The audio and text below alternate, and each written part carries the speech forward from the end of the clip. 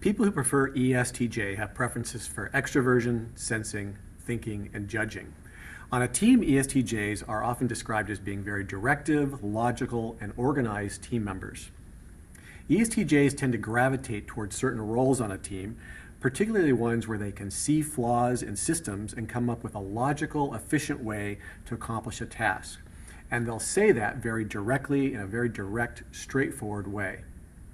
ESTJs also are drawn to roles where they can organize tasks, organize processes, organize people to get things done, and where they can methodically follow through to get a project done on time. ESTJs will describe liking to work on teams where details are respected. That really plays into their preference for sensing. And where organization and structure is in place to get the job done. That also plays into their preference for judging. They like teams where there is a practical, tangible project, and there's room for them to actually take a very active role in the direction of the team. Every type has a dominant function, which is a lead part of its personality, and for ESTJs, the dominant function is thinking, which is used primarily externally.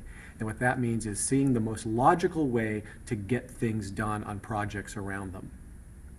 Every type has its own challenges, and for ESTJs, one of the challenges is that they can become overly outcome or decision focused.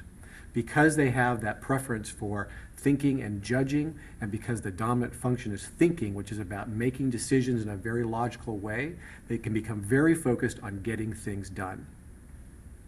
One of the other challenges that ESTJs will describe is overlooking the impact of their decisions on their fellow teammates, and also sometimes becoming too rigid in their approach.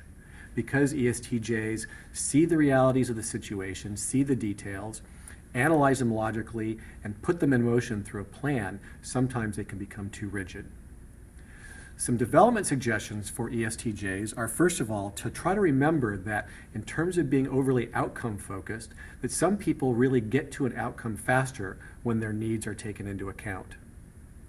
In terms of overlooking the impact of their actions on others, ESTJs can really benefit from taking a step back when being particularly action-driven and to ask their team members how the project is going for them.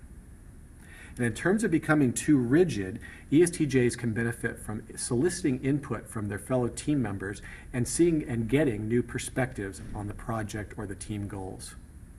So in a nutshell, ESTJs are the team members that are going to step in, take action very quickly, take charge quickly, and begin directing things to make things happen.